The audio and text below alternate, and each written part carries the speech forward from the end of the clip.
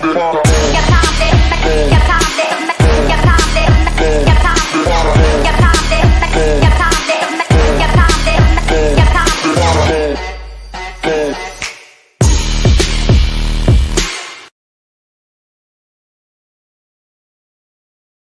on, everybody? Happy Monday. I mean Tuesday.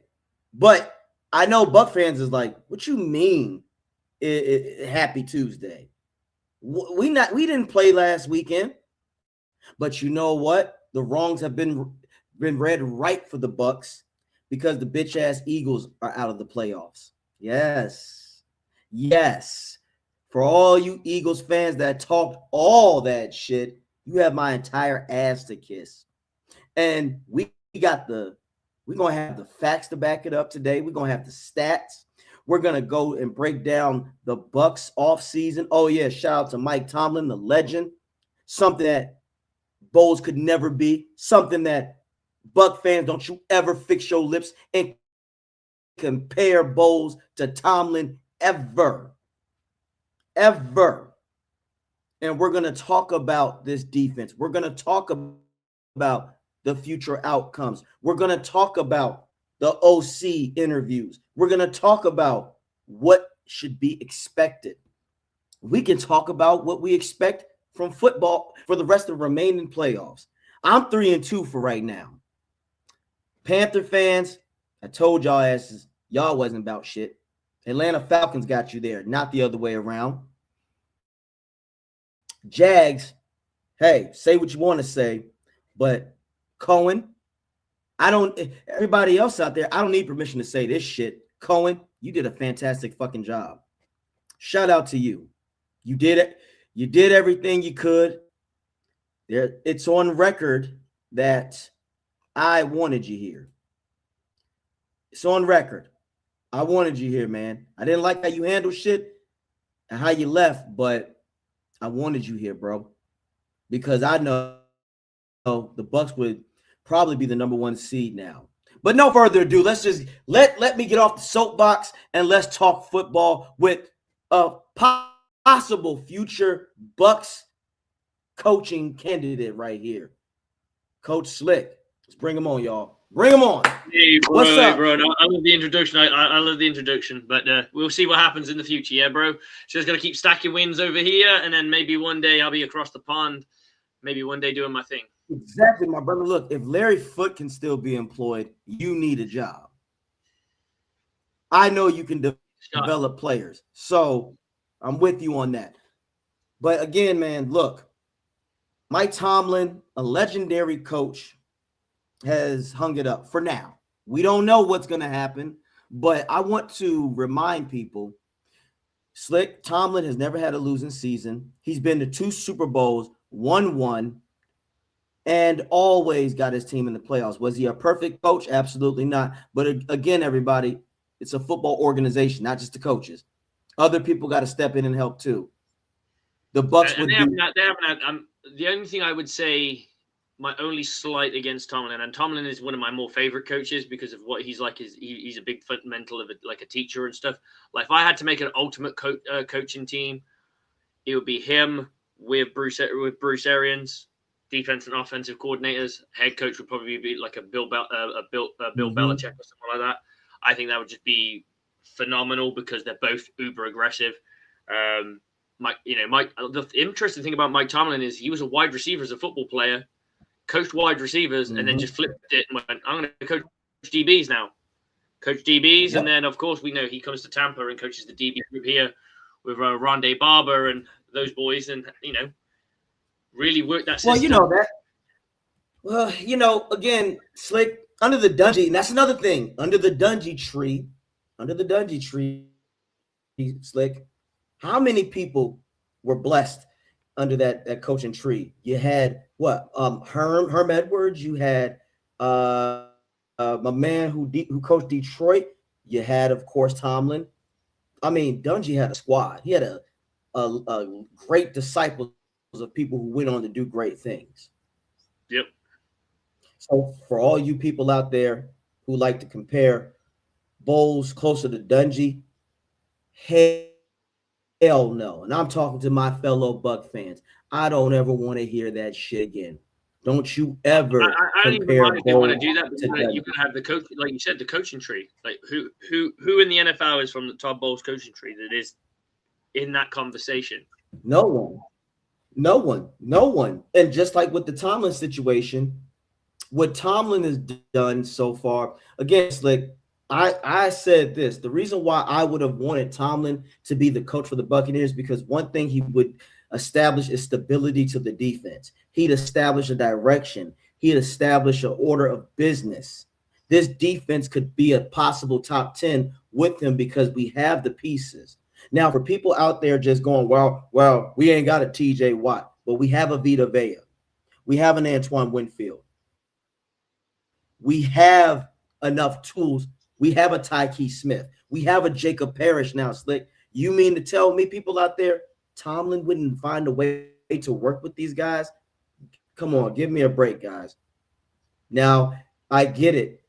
I get why people want to hesitate, but here's the thing, Slick. Imagine Tomlin not having to worry about the offensive side of the ball because Baker in the receiving core and the line that's going to come back. Imagine him having to just so Light would say, all you have to do, bro, is worry about the defense, fix this defense. The offense will be fine.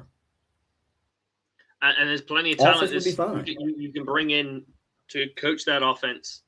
Now that there's so much talent that we'll get into the conversations about the OC role. But what was your biggest upset? What was your biggest surprise? What was your biggest haha told you so? My biggest haha told you so, of course, was the punk ass Eagles. I explained to them, I tried to explain, Slick, that this year, and if you follow me guys on TikTok, AJ_turnup, I've had plenty of videos about this, Slick. I asked this simple question to a lot of Eagles fans. I said, what if Saquon cannot replicate the season that he had last year? Because statistically has never happened. What's going to happen when Jalen Hurts has to throw the ball more than he can run it? What's going to happen if the run game doesn't support him? And how many times, Slick, was the question answered for us? Hey guys, if you don't remember, just last year, Slick graced us and came to Tampa for my birthday weekend for the game. Got a chance to kick it with my family. One of my relatives who happened to be an Eagles fan. All the questions were answered during the Chicago Bears game. Jalen Hurts couldn't get it done. The Bears shut down Saquon. He couldn't get it done. And the same thing happened with the 49ers, Slick. When the 49ers adjusted in the second half and they took away the run, Jalen Hurts could not go through his progressions properly. He was not being able to get open A.J. Brown. For people out there, Slick, well, A.J. Brown dropped passes. Yeah, you'd be rusty too if you could only get the ball thrown to you 2-3 times. There's a reason why. There's a thing, this, Slick. You got to be counted on though at the same time. But you do got to be counted on. But where's the rhythm? Where's the how many passes did he miss? How many passes did he run around like a fucking idiot? Here's my thing, and we've said this. I've said this 1,000 times about Jalen Hurts. I have no slight against him. I think he's a great quarterback. I think he's a great man as a person. He's not elite, and I maintain that he's not elite because you beat him by taking away his run game. He's a skittish quarterback that when shit goes south, he runs. I know what I'm saying, and that's the problem. Make him try to beat you with his feet because you're like, okay, cool. Now you're not going to throw to anyone. So I've made you one-dimensional. All I got to do is occasionally stop you on all I got to do is stop you on third down. You can't run every down. It's not fucking possible. So you put in third down plays where I would probably play zone on third down and have a guy that's where I'm playing my spies. But we try to fucking tell these people and they don't want to fucking know. You stop the run. This guy becomes one-dimensional. He can't get out of his running. He can't get into his running lanes. And all of a sudden, you've made what everyone's saying is an elite quarterback look fucking below average. And that's just the way it is. I'll say this, Slick. Oh, we played zone. We disguise coverages. And also, we make him, when you make Hurts, Slick, like most average quarterbacks, when you pressure them, what is it that most average or below average and below quarterbacks do? They lock in on a certain player. And that's the most dangerous thing, because you know this, like, you're a defensive minded guru. If you see that a quarterback has that kind of habit to stare down his receiver, what are you going to do, Slick, from your perspective? Double cover him, or I'm not going to double cover him. I'm going to make it look like I'm not interested in him, and I'm going to cover him last minute. But here's the thing on top of that. When you do, with just the added sprinkle of salt that I'm going to bring to this, you've got a guy who's going to stare down his wide receiver. Do you know why else he might be staring down his wide receiver? Because his wide receiver isn't getting the targets he wants. So now you have to target him because demanding that you fucking target him. So now you really are looking at him. You know what I'm saying?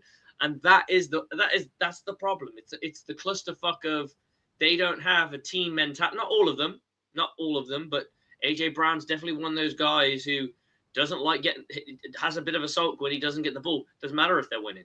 He wants the fucking ball in his hands. It doesn't matter. And that is a problem. You got the talent, but you haven't got the attitude to go, well, actually, I'll take one for the team. Maybe he sits there and goes, well, I took my lump for the team last week. Why don't I get my game? Why am I not going? He didn't get 1,000 yards, I don't think, this year, did he? I think he just got it. I think so. I could be wrong, but I will check it. I think he just got 1,000 yards. But either way, though, you're right, Slick. That's why we love Mike Evans and Chris Godwin. They're not selfish players. Yeah. 1,003 yards. I'll take it. When Mike Evans had him. Mike Evans had those kind of stats. Would be ecstatic. So, we'd take. But how many touchdowns did AJ Brown have this year? Slick? 7. Okay, that's okay. That's okay. But it's a solid, good. He is good. Like, that's the thing. He's only had 1 year without 1,000 yards. He is. Yep. Very like his. If you were to look at his stats, I wouldn't say he's Mike Evans-esque because he doesn't have. There's nowhere near as many touchdowns, but he's in that kind of like bet. He gets by kind of thing on his 1,000 yards and what have you. He's a very good wide receiver, but the problem is he's got that diva mentality. And when your uncle or your cousin's fucking a very famous diva.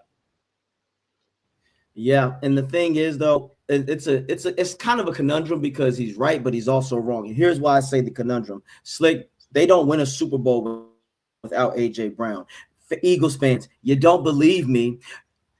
There was 2 times, Slick, where Devontae Smith was the number 1 X for the Eagles, and what happened? They got their asses and cheeks clapped by your very own Bucs twice. 2021, belt to ass. 2023 season, belt to ass. Because Devontae Smith, as we know, Slick, he's not a true X. You can jam him on the line of scrimmage, and you call it a day. AJ Brown and Saquon were your X factors. That's all we were trying to explain to you Eagles fans. Also, Slick, you know this. The Eagles didn't have a pass rush like they did last year. When your defense takes that kind of step back, that's a lot of pressure. You can't expect to have the guy without sweat, CJ, as much as he's a pain in the ass, CJ Gardner and them. You don't have the nucleus. And Jalen Carter, was in and out of the lineup with suspensions and injuries.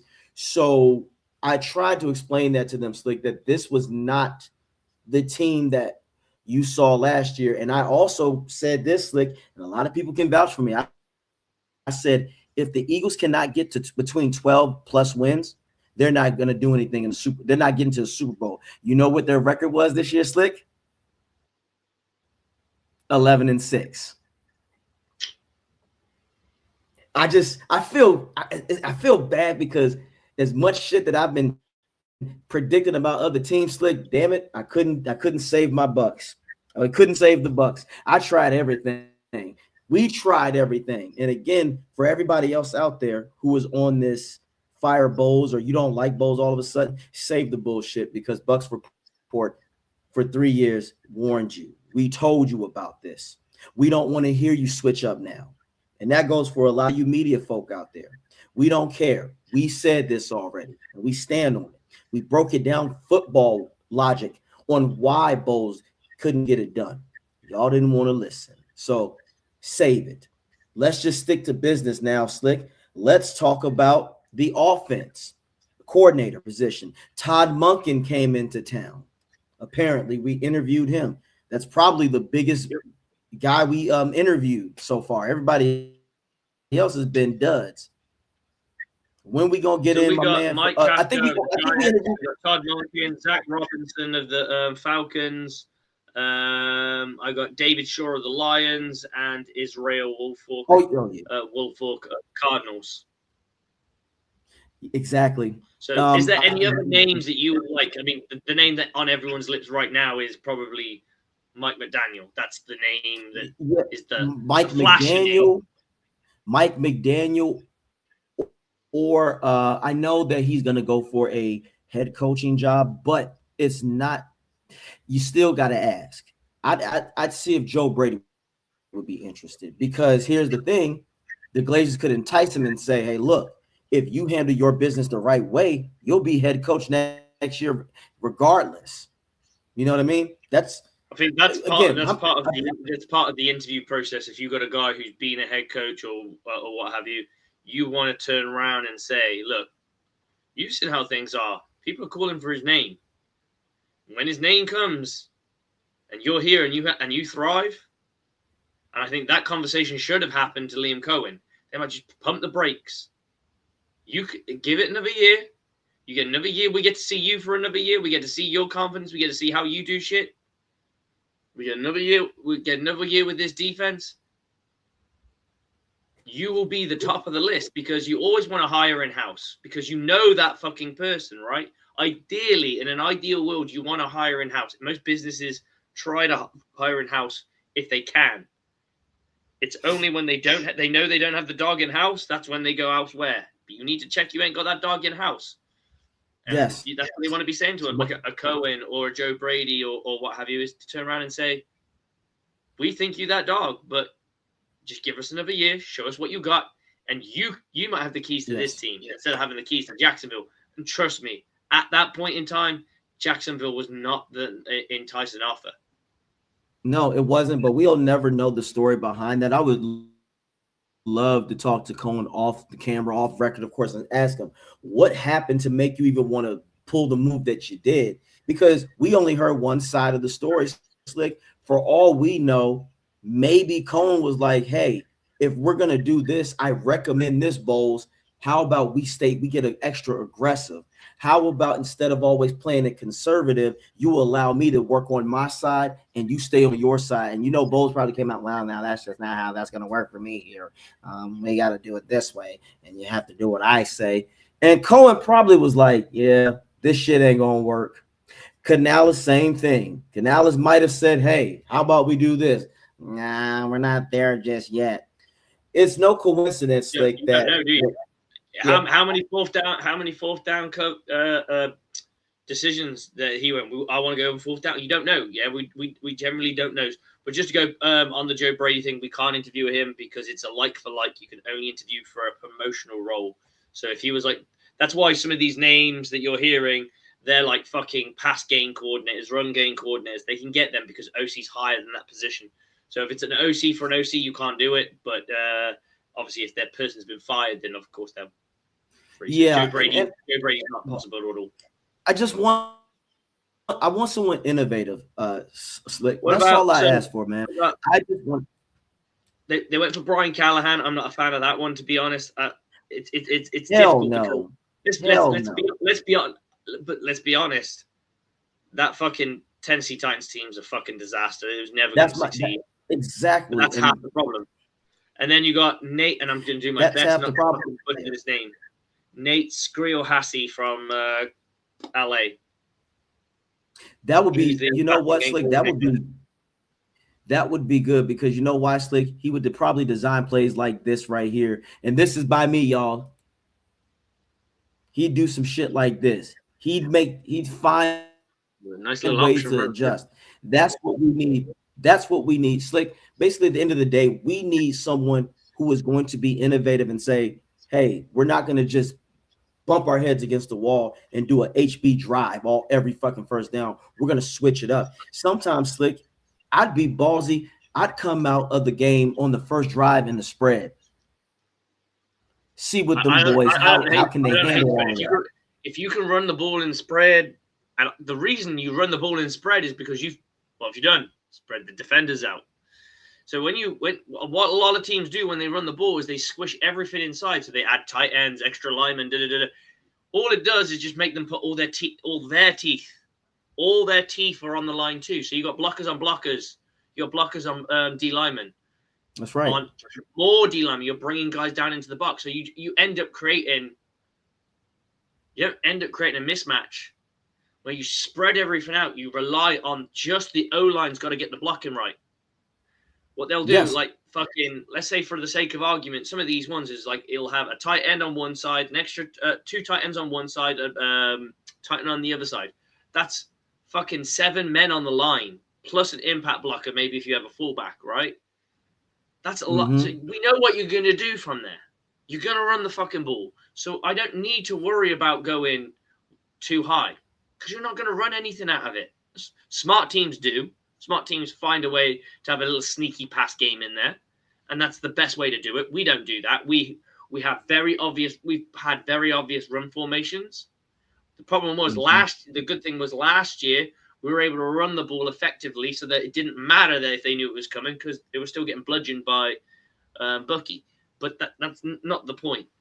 The point is with the spread, what makes it beautiful is you don't know if they're going to run or pass because in the world of the NFL, if I see spread 2x2, it's pass. In the college world, it means both because most of them stick to a specific style, right? They run the spread. NFL teams don't really do that. They'll run a bit of spread. They'll run a bit of this. They'll run a bit of that. They'll run a run. They'll run. There's a lot more. That's why they always say the playbooks are much tougher in the NFL. But if you can run in the spread, you've spread all the defense out, which means that everyone's got to come down and play the run rather than already be there at the line. Agreed. And that's why, and also like another thing that I want to do, I want to create anticipation and anxiety from the defense, because another thing, what I would do, Slick, is if in certain situations, if necessary, I'm going to do a no huddle. I'm already going to have them. This is your first 3 options that you're going to do. So now you got the defense on their toes, Slick. Like, oh shit, well, we got to hurry up and catch up. What are we going to do here? I like the idea of using no huddle as a weapon in the sense of let's say for the sake of argument, you decide to go and show a tight end trips on one side and then a single tight end double on the other. So you got a wide receiver, tight end, tight end, and another wide receiver. So that other tight end is connected too. So you got 2 tight ends one side, 1 tight end on the other side, a wide receiver and a running back, right? And then the next play, I'm going to hurry up, but it's people who are fast. You know, your Devin Copes of the world. I just saw this comment with about Cade Otton, but you can use him in the passing game too. So then you spread them out as if they are in a spread. And now all of a sudden, they brought all their linemen in. They got their heavies in, right? You go no huddle, they can't fucking change. So you take advantage that they can't go in a nickel. They're stuck in the mud. And you're not going to run it. You just go fast every fucking time. And they can't recover and another because those guys out there. Or you do the reverse. Yep. Get those nickels let them get those nickels in by spreading everybody out. And then all of a sudden, next play, you go no huddle, and you're now running the fucking football, and you've only got light guys out there because you've made them go into a dime package. I want to go back to your heavy package, like you said, because that's another beautiful thing. Like you said, you can tire the big boys out. And here's another thing, Slick. We have, what does Baker do very well when he doesn't see anything open? He takes off. So by him taking off, now Slick, now the defense, the D linemen, they have to account for him. Now either a linebacker or the DBs, they have to have someone spy on him, and now you can get a play where you go over the top. Oh, you want to bring in the box? All right, Evans, this 1-on-1, we're going to you. Oh, wait a minute, McMillan, I want you to get on this side now. and I want you to give me a corner post. You can, like you said, Slick, you can switch it up and do so many things. But the simple fact that we have a mobile quarterback in Baker, that's a nightmare. Because that's another thing, Slick. I can switch it up. I want everybody to go vertical. So while everybody is doing that, and let's say they play man now, Slick, Baker can take off. That's Take 15, off and 20 just have that yards one route that downfield. you have that one route that peels out, probably from your running back, Yep. or you have one of your deep routes is a comeback, just that one, and you can have him boot to the comeback. Yeah, and you see, ladies and gentlemen, all for our Buck fans out there, you see how we are literally brainstorming this. This isn't us like playing Madden. No, these are actual officiating, coaching strategies. Like we just said, you got a defensive-minded person who, if you go watch my YouTube channel, it's about Buck and Time. It's called "Give Coach Slick an Opportunity." He knows this shit. He's talking already from the offensive side. Imagine how he knows the defense. That's what we're trying to explain here. That's the kind of mentality we want to see from our offensive coordinator. Being a coordinator, ladies and gentlemen, you can't just know one side. You have to master one side, but you have to understand the other side because there's no reason. It would be like me trying to design like a go route, but if I don't know a certain coverage, it's useless. Like running a seam through a cover three can be really good with a tight end. Cover two might not be because if that safety comes down, that's a hospital ball. Not just the safety. You got you remember you got the middle hole and then the two hook seam curls. So you got three people in the middle essentially. So it does end up. And if you're using nickels rather than nickels and dimes rather than conventional linebackers, and you're using tight ends, you're looking to try and bully your way to get that ball, right? If you're using wide receivers, you're looking at finesse to get that ball. And there's the match. So we talk the X's and O's, guys. We always do, and we know a thing or two about these things. But it's also the Jimmys and Joes. It's the man on man. And I just want to talk about the man on man. Here we go. We got thoughts on replacing Cade Otton with Kyle Pitts. I will say this: it's not going to happen. They'll sign him to a 5-year option. A, it's fucking cheap as chips. And B, they ain't gonna they don't want to let him go. That's a big piece. But I would say this: he would cost significant money for the Buccaneers to get, and the Buccaneers offense isn't a tight end away from being elite. It's not. It doesn't need. It would like to have a tight end, but it's a nice to have. And the funny thing is, if a real coach would utilize all the tight ends that we have at our disposal, Slick, we have a 6'7" tight end out there who can move. I generally think you can get more out of Otton. I generally think you can get more out of Otton. But I also can get more out of Devin Cope. Again, he's the fastest. He's the fastest tight end on our team, Slick. He's too big for a nickel to contain, and he's too fast for a linebacker to cover. So we have the arsenal, ladies and gentlemen. And like Slick just said, Pitts will cost too much money. The Bucs need to make as much room as they can, not only for just the offensive coordinator or players, it's all about the defense this year, guys. It's all about defense. Get the right offensive coordinator. You shouldn't need, and we're not going to be spending big draft picks on tight ends. So no. Honestly, like Cade Otton come back on a 1-year deal. That's my opinion, and use the Devin Copes of the world because it works. But you got to look at this guy. We only use Cade Otton when wide receivers are injured anyway. If you watch the Buccaneers play fully healthy, Cade Otton barely gets the fucking ball. He only gets the ball when the wide receivers are beat up. It's that simple. And that's inexcusable. That's very inexcusable because that's why the spread for the Bucs with the receiving core and the offensive line that we have when we're healthy, it's perfect. Worth and Gedeke are one of the dynamic duos of tackles. Cody Mock is Ryan Jensen 2.0, but more athletic. Graham Barton will bounce back. Bredesen is a steady average anchor guy. You can do that. And don't fret if Rachaad White is gone. We can draft another running back in the 6th round. You can find a Rachaad White in the 5th, 6th, 7th round. It all depends on what the Buccaneers do in free agency.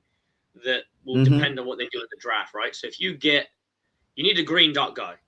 That's a fucking straight up fact. You need some. I don't know if one of the safeties can do it that we currently have. I'm not saying they can't, but I don't know if any of them have ever worn the green dot or can call. Legally, they can. Like safeties do it in the NFL quite often. It's not a role. It's a role traditionally for linebackers, but it's not necessarily the linebacker's role per se. It can be anyone on defense, but 9 times out of 10, this could be a safety or a linebacker. So the guys got to go. The guys got to go and check. Do they have someone on the defense that knows the defense inside and out that can wear the green dot? If the answer is no, you need to go and get somebody who can either learn it and do it, because you ain't drafting that. What about Jalen Phillips from the? I know Jalen Phillips from the Eagles. You could get him slick. He's not going to be super expensive if he's a free agent. I think the Bucs should take a leap at him. Phillips could be a good player from a free agent point of view. Yes, from the Eagles, because I would love Jason Light and them to have the balls and go for Max Crosby and pull the trigger, but I don't see that happening. So the thing with Jalen Phillips, I see him as the same role as Yaya Diaby. They're about the same. They're the same skill set as me. Their production level, right? Okay. Maybe one of them will take ahead of the others, but if you look at their stats, they're pretty much level pegging with each other. They're the same player. Well, only reason I want that is because I don't want Broswell here, or I just don't want. We've got Broswell here because Broswell's contract. All these people, like in the comments, you got Icewater Olsen, who does fantastic written content for us and really breaks down our offensive line play, is saying that Durham and Culp are dead weight. And I'm not saying he's right or he's wrong, but at the same, their contracts are so fucking cheap. You're gonna keep them anyway. I'm going to go out there on the note, you're wrong as shit, and here's why. When you a 6'7", here's the funny thing. Were they dead weight when they were under Liam Cohen? No, they were not. So it's about how do you utilize the talent. Slick, Kyle Shanahan lost all his stars basically on the roster. Fucking damn right, bro. Know what he did? He adjusted. That's what good coaches do. Slick, Cohen was making shit work with nobodies. Brian Thomas, no Nick Bosa, no George Kittle, no Michael Williams, no Ricky Parcell. There it is. That's not dead weight. I'm sorry, my brother Olsen. That was, quote unquote, good. Yeah, I'm sorry, Olsen. They're not dead weight. That's called good coaches. Slick, give me a 6'7" tight end that can move the way Durham is. I'm not saying he's Kyle Pitts speed, but a 6'7" guy, it's called imagination. Slick, like I told you, in the red zone, Mike Evans and Durham will be on the outside. A defense is going to have to pick their poison. We talked about the X's and O's, Slick, but we, like you said, Jimmys and Joes. It ain't that many Jimmys and Joe defenses that's going to be able to handle a 6-foot elite wide receiver. One thing that and a 6'7" tight end on the outside. I agree. One thing that we don't do that we should do is double tight end sets in passing games, in the passing attack. Yes. And then you could have guys play underneath each other. So you have like one go this way and the other one go that way. You can have one go that way and the other one go that way, and they kind of cross into each other, creating a natural rub. That's where the money's made in the red zone. And people like Devin Colt will start to fucking eat. People like Cade Otton will start to eat, and you'll see more production in the red zone. You have a bit of speed. Okay, we're going to do a speed. We're going to kill him with speed this drive when we're in the red zone. The next drive, we're going to kill him with fucking pure finesse and power.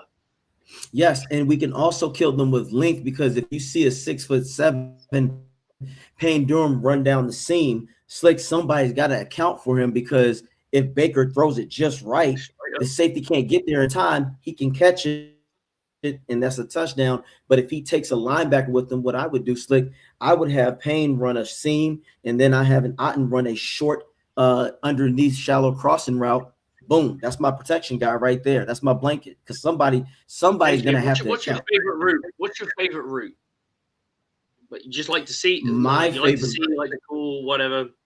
What's your favorite route? Well, my favorite, I have 3. I say my number 1 is the slant, just because it's very hard to beat. And for someone of my Yeah. height and size, I would thrive off that shit. Any particular depth? Are you a 0 slant guy, a 3, or a 5? I'm a 3. You're a 3. Yeah. Okay. I'm a 3. Yeah, three's a real pain in the ass because the corner's usually backed off at least 5 yards. So 3, they're going into a back. Exactly. So whereas if it's a 5-yard one, they tend to slow down. Right. So, and if I do a 0 on somebody slick, that means I have no respect for that corner. That means you ain't getting shit. So I do like the 3. But also my other favorite one slick is the hitch. The deception of the hitch is so deadly slick. It psychologically can mess with the corner, because if you give me all that space, I'm literally just gonna fake like I'm gonna take off and wait for the corner to back up further, and then I'm gonna turn. You're absolutely right. The hitch is so useful in certain situations. It's also really good versus guys who are vertically fucking really good. Mike Evans eats in fucking hitches, and the reason is he is a vertical threat. He is one of those guys who is underrated as a deep threat, but he has been a deep threat all his career, right? But he is underrated as a deep threat. So when you got everyone going, this guy can take off, and then you throttle down and you take the short shit. You know the corner, especially young corners that don't know him too well, corners who are a bit first year in the league. They're gonna bite on that shit all day. They're gonna fucking bail as hard as they can, and especially if you ran deep routes against them. So it's like, kill them with the deep shit, and he's been covering it. He's been covering it really well. Okay, cool. Let's watch this. Boom. It's a hitch. It's a comeback. That's why the comeback is such a useful. It's one of my favorites. But your third? My third would be the skinny post. I like the skinny post because it's a unique thing. I just believe in like running again at full speed vertically, where the corner or the safety is trying to assume that you're going to take the top and just go straight. And then I make that slight angle degree where now it takes the time for the corner or safety to adjust like shit. That's why. So those are my 3: the slant, the hitch, and the skinny post. So for me, it's the number 1 is the zig. Fake in and out. Okay. Yep. So, if you got someone who's got quick feet, it's a man killer. It is just a fucking. They're gonna bite on that inside, especially if you haven't ran it very often. If you're a team that runs it regularly, it's got to be one of those. It's a key moment. It's a key moment play. You can't. It's not bread and butter. It's something you keep in your back pocket. You may only use it now and again, and I think in the red zone it is devastating. Because 9 times out of 10, most teams play man in the red zone because they kind of have to. You can't guard space when there's only little space, but you can to a degree. It's just it's much harder to do, in my opinion. Most teams tend to go to a more of a man approach when they get into it. Well, sorry, not into the red zone, when they get into that 5 yards or less, because you don't have the space, because there's just nowhere to really go. So the zig is the number 1 for me as a change of pace, but like a bread and butter route, I would probably go with a corner. I love a corner. Not anymore. I got 2. I got a plate. I'm doing plate. I got 1 plate today. I got myself my fucking 30 reps in.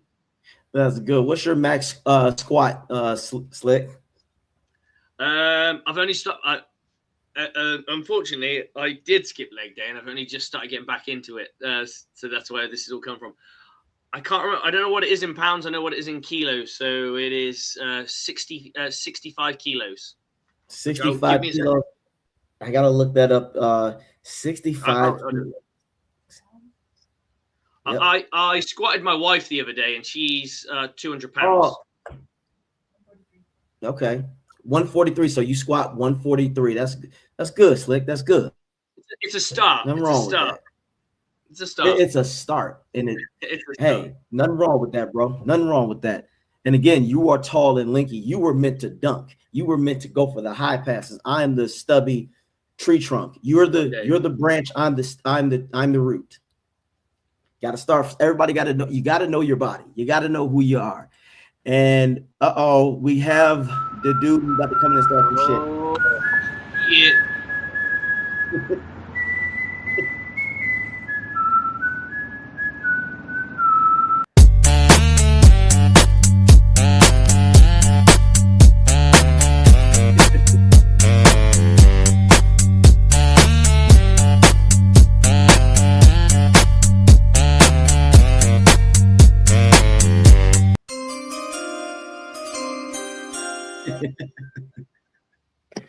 Ladies and gentlemen, we are on draft season already. Yes, the playoffs continue this weekend, but not for us. You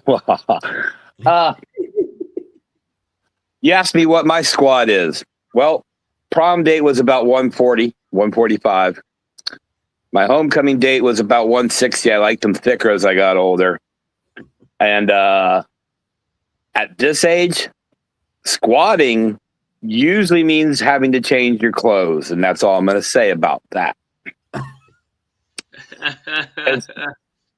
As far as a leg day goes with Skip, that's all in good fun. But I will offer you this tip, and I learned this in my many years of pushing bags of ice or thousands of cases of beer up a ramp into a grocery store or convenience store on a little hand cart. Whatever you do to build your calves, do it on your tippy toes. 100. Don't let your heel touch the ground. The heel takes the weight. If you keep it on your tippy toes, it's all the calves. I'll send you a picture of my calves, not to be, no homo or anything, but I'm 56 and my calves still look like I could, get to the quarterback a couple of times. Speaking of quarterbacks, hey, Aaron, what happened, bro? Hey, you had such a shitty game against the Houston Texans that the coach, who's been the longest tenured coach in the NFL standing, said, "No, I'm good. I'm done." It's true. I'm done. I'm fucking. If I can't win with this bitch, I ain't winning with nobody. And I'll say this, all you people salivating over Mike Tomlin, it ain't going to happen because he didn't get fired. They still hold his rights, and they will hold his rights next year. So you have to trade for Mike Tomlin. You'll have to give up players or draft capital to get Mike Tomlin. And trust me, I remember Mike Tomlin before he could grow a beard. I met Mike Tomlin the year the Buccaneers won the Super Bowl, and he was a DB coach. He is that guy. But that was 20 plus years ago, homies. Do you guys realize, and this will blow your mind, Mike Tomlin was hired as a Steelers coach, which meant he'd been in the league coaching at some level for quite a while with the Buccaneers, right? Right. The year that Mike Tomlin was hired by the Pittsburgh Steelers, 19 years ago, the iPhone came out 5 months after that. Damn. There was no social media. There was America Online. Remember that, guys? Of course. So, shout out to Mike Tomlin for a wonderful career with the Pittsburgh Steelers. Still, the craziest, there's so many crazy stats with the Steelers, and I know this is a Bucs show, but let Mike Tomlin's one of us. One of us. Mike Tomlin's career trajectory as a head coach has struggled lately. In the last 5 years, he's been eliminated in the playoffs with double-digit losses, meaning his team lost by 10 or more points in the last 5 playoffs. But the Pittsburgh Steelers as an organization, I am 56 years old, and they have had 3 total head coaches in my lifetime. Think about that for a minute. That's impressive. Yeah. That's what we need for the Bucs, and that's why I don't want to hire a Todd Monken to be the eventual head coach or anybody like that, because how is a guy pushing 60 going to give you 19 fucking years? I need what Seattle has. I need what the Rams have. I need what the Bears have. I need what the Panthers have. I need what the Jags have. I need what the Texans have. I need what the, God forbid I'm saying this, the Saints have. I need that young guy who can build an organization, who has all the current philosophies, schemes, and is in touch with the players. Have you seen the Chicago Bears coach react and interact with the players in the locker room? Are you sure he's not playing safety? And that's the thing. We've always heard that college is raw, raw, raw. That's a lot of the coaching, and pro is more you do your job or you get fired. But if we're watching the teams that are kicking ass, pro football coaching has gotten to be a little more raw, raw, raw and getting these guys fired up. Did you see the Jacksonville Jaguars defense? Yeah, they lost. Did you see them, though? Did you see every fucking player at the ball when the play was over? Did you see every pass in the air was contested physically? That's the Buccaneers defense we've been talking about. That's the 2002 Super Bowl.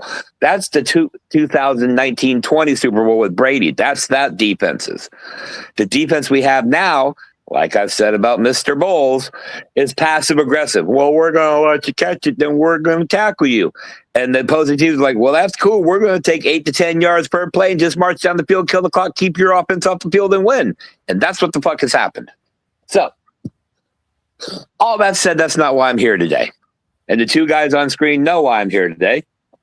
And they're more than welcome to remove their name from the upcoming comments. But I'm gonna edit it a little bit because I don't want to go after people and name names, because the two of the people, let me rephrase that, I happen to think somewhat fondly of. But here's what I'm going to say.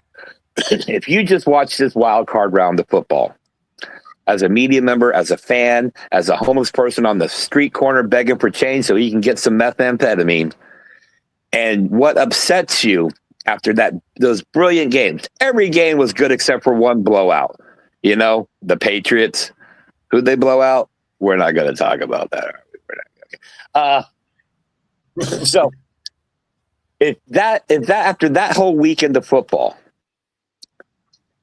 you found it in your radar to get upset about a 70-year-old African-American journalist giving praise and props to the head coach of the Jacksonville Jaguars for no more than 20 seconds, and you're going to get on social media, and this is national and local people, and you're going to complain about how this is undermining the fabric of journalism standards and ethics and blah, blah, blah, blah, blah, blah.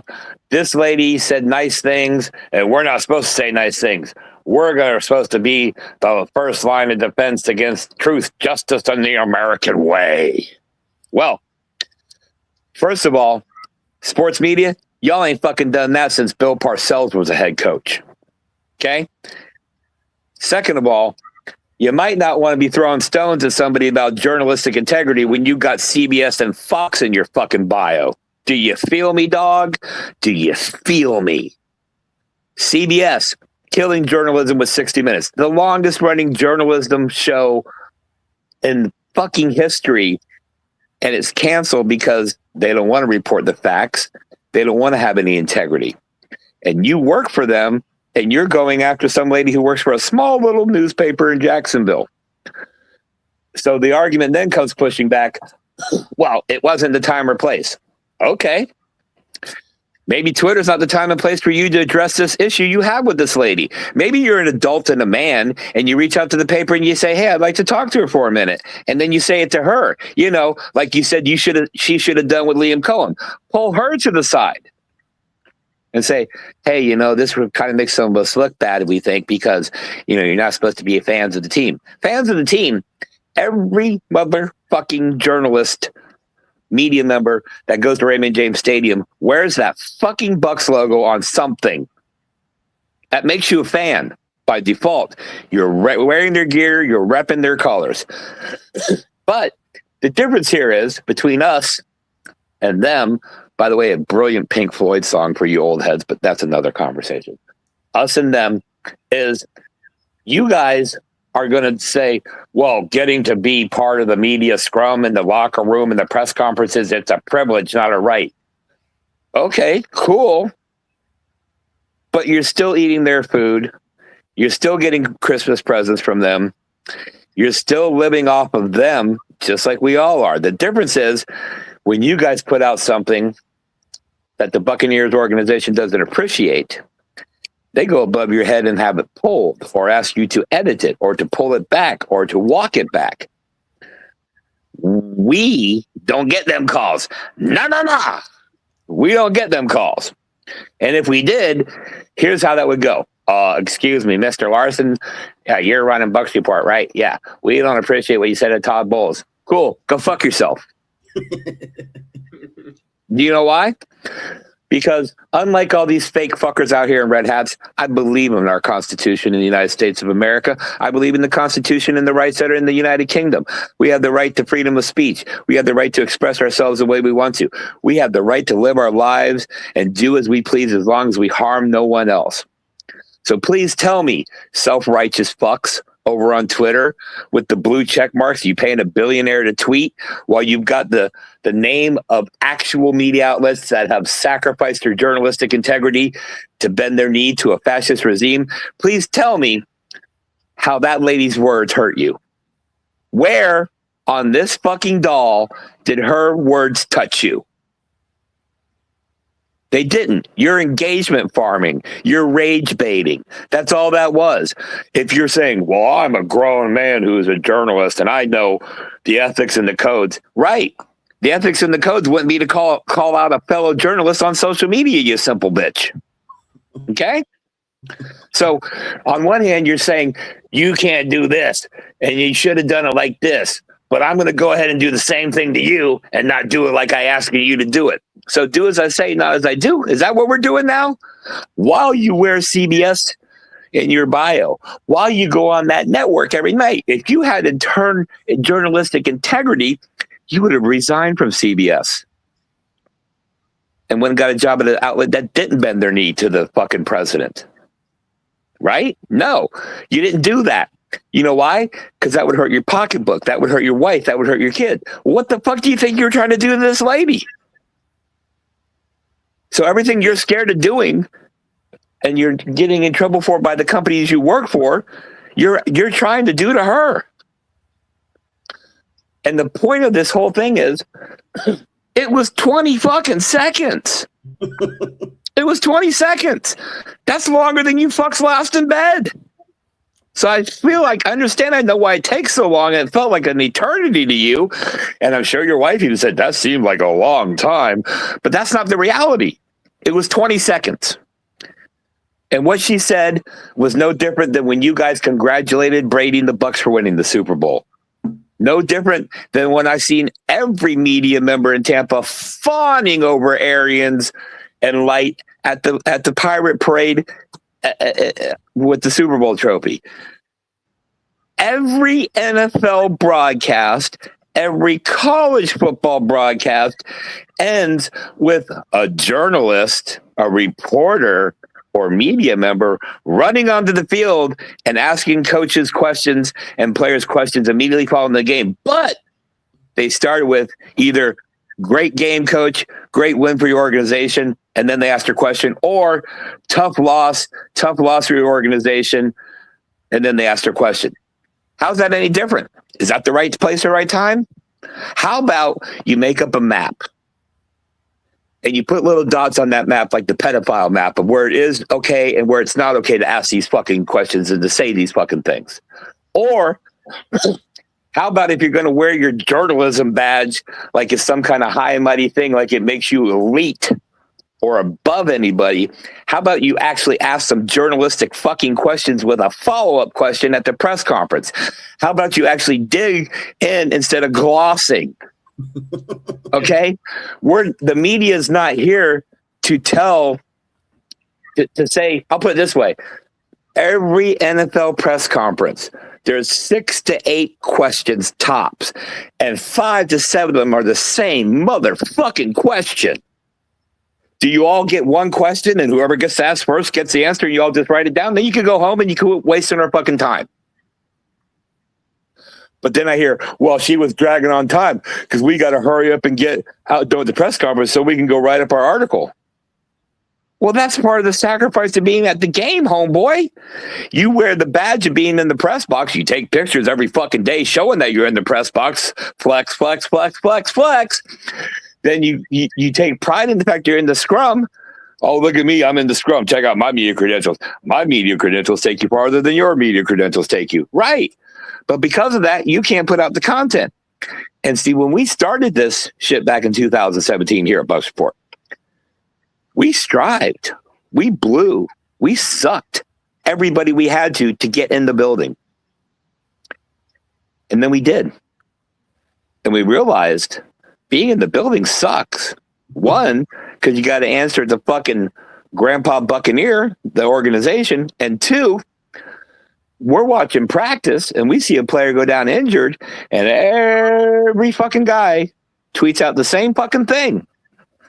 And then an hour and a half later, when the practice is over or the section of the practice for the media is over, they go write their articles or do their video, right? Well, by that time, it's old news because outlets like Bucs Report have already put that shit out there. Bucs Wire already put it out there. Pewter Plank, it's already out there. It's done. It's talked about. We're on to the next thing. We're in a 5-second, 5-minute fucking cycle here, boys. And you're mad because this lady wasted 20 seconds when you're not going to get to write an article for at least an hour? 20 seconds, 1 hour. 20 seconds, 1 hour. Do I got to buy you guys watches? So my whole point with this is, one, time and place, whatever, bro. It sounds like you're justifying a bad tweet. Second of all, who the fuck cares what she said? If you don't believe me, go talk to Rich Eisen. Pretty sure he has higher media credentials than you guys have. Go talk to, and this is going to blow your all's mind, especially people that know who I am and listen to me all the time. Even Pat McAfee thought it was no big deal. The talking belt buckle. Oh, well, I don't see anything wrong with it. It was a kind gesture. So what's wrong with a kind gesture? I realize that you people with the blue check marks live on social media, and you live for when you open your phone, that little blue fucking color with the number in it. Oh my God, look at all these notifications. You probably start rubbing your nipples like the fucking coach on the water boy. You probably fucking skeet, skeet, skeet and get all excited because I've got engagement. Yet, how many of y'all have to file a tax return for your income from Twitter? I'll wait. I'll wait. Oof. Oh, well, I'm promoting my article. You wrote an article about a 70-year-old lady saying nice things to a white guy? Okay, I'd like to read it. So it's engagement farming. It's self-righteous. It's self-righteous indignation. It's bullshit. And you're hypocrites because you do the same shit. It's just no one felt the need to call you out on social media like you did. So congratulations, dude. Thank God. I hope you turned around after you fired that tweet out and then fired all those responses justifying said tweet. I hope you turned around, looked at your wife and said, you married a good one. And you know what? I can tell you what she thought. You're an asshole. That's all I got to say about that. And as usual, the dude ain't scared to be crude, but he's right on this and so many things. I'll just make this one quick, slick. Again, Cohen did do a great job. He should keep his head up. Buck fans, we should be upset. Cohen should possibly be coach of the year for turning around that team. What's wrong with that? He did a fucking fantastic job. Unlike our coach, who has a far better team than the Jaguars, we went backwards, Slick. 8 fucking wins. We were supposed to, now granted, injuries were a big thing, but on the offensive side of the ball. Slick, let me just take this, because for other people out there, offense injuries fucked us really bad. Worst miss, 5 games. Gedeke, 6. Bredesen, 5. Cody Mock, 15. Bucky, 7. Evans, 4. Godwin, 5. Bucky, 7. McMillan, 14. Otten, 3. Koke, 14. On the defensive side, Dean missed 3. McCullum, 4. Savassier, 1. And Cansey for most of the season. But everything else, Slick, there was no excuse. No excuse. No excuse. No excuse. So for you people out there, like he said, for the journalists, when y'all was dick riding Brady meat riding Arians, meat riding other players. It's the same shit. Grow up. And if anything, take notes. Take notes. That's all I'm going to say. But I'm going to play a quick game, Slick, and we will get up out of here. But before we do that, Slick, again, sometimes you just got to let a fool be a fool. And for you Eagles fan base, you're delusional. You're silly. Because when you have people like this speak for you, this is bad.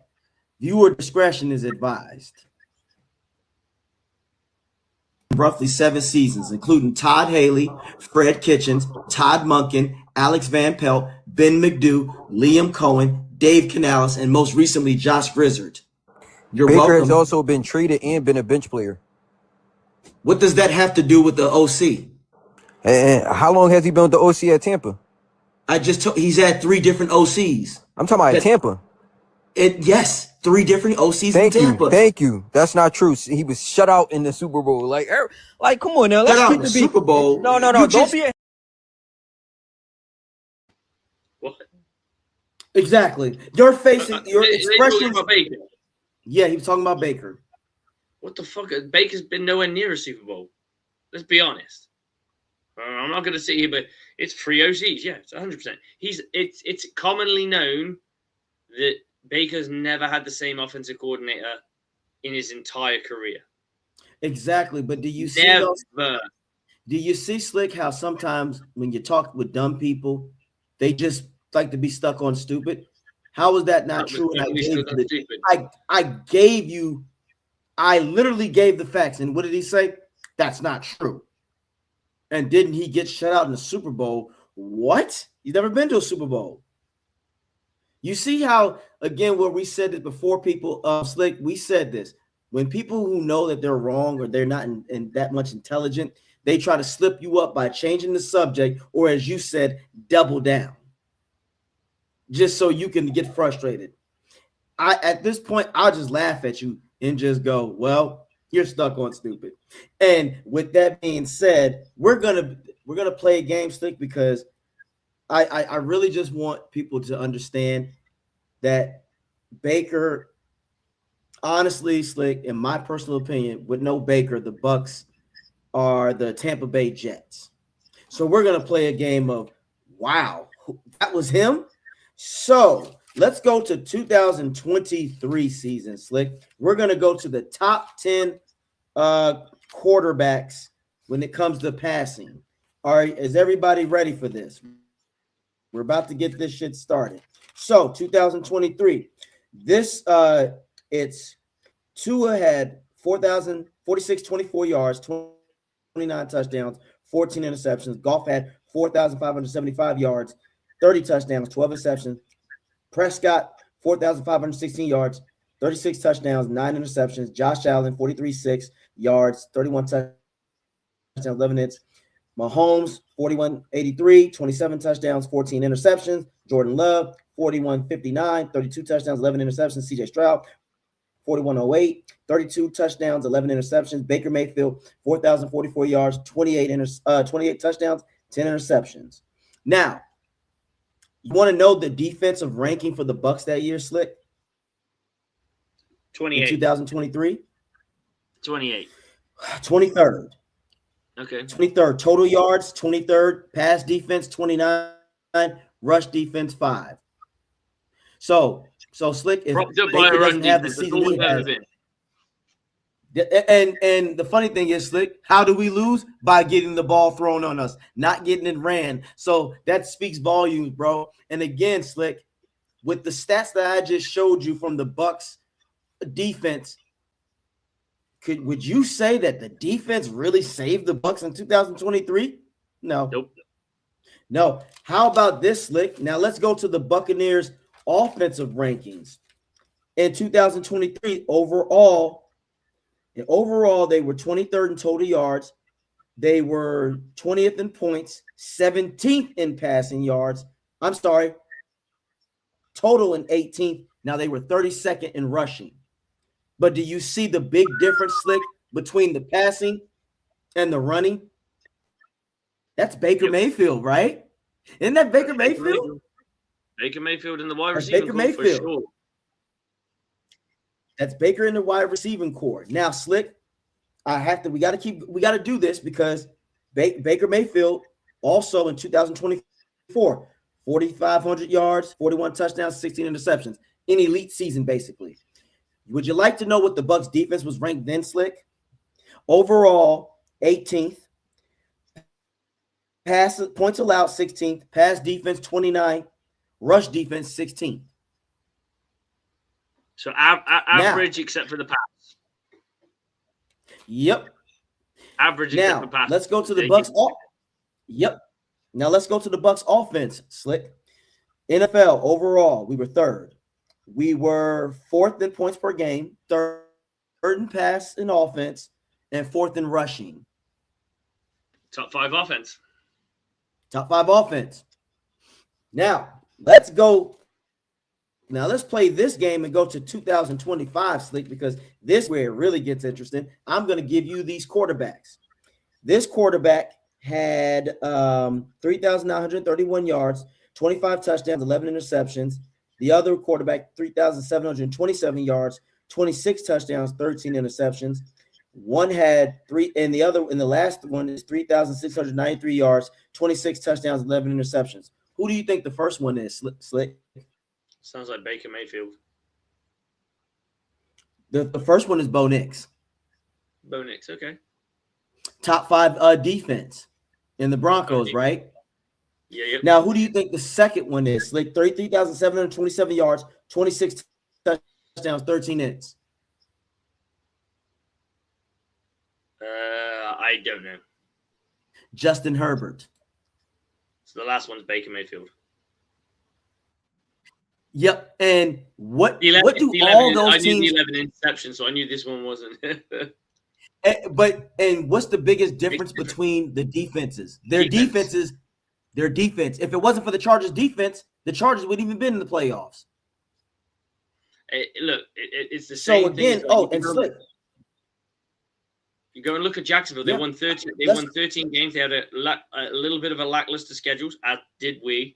And we did this thing the other day. I think one of the guys in our chat said the Buccaneers need to get an average defense. If the Buccaneers allow teams to score only 23 fucking points, they would have double-digit wins. I rest my case, guys. And Slick has just said it best. You beat the Saints. You'd beat and there are at least 3 the of Dolphins. the teams. You beat the Dolphins. I don't think so.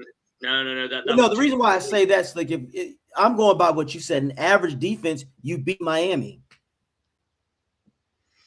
Yeah, I mean, yeah, for sure. I mean, let's go through the Buccaneers schedule, right? So, first loss of the day. So, if the Buccaneers could hold the Eagles to 23 points, they win that game. 23. They win. Okay. I'm gonna be even nastier. I'm gonna go 24. You still beat the Eagles. That's 3 touchdowns and a field goal. Yep. Okay, because 3 touchdowns and a safety don't really happen that often. But a missed field goal could. Anyway, so you win that's 1 more than you normally win. Then we go to the Patriots. 24 points. We hold them to 24. We still lose the game. We lose by a point. We play against the Bills. We hold the Bills to 24. We score 30. We scored 32. We win that game. These are 2 big teams we've just scalped. We play against the Rams. We hold them. We don't beat them. No. Okay. The games that are under, I'm not including. The Saints, we would lose to because 24 is 24.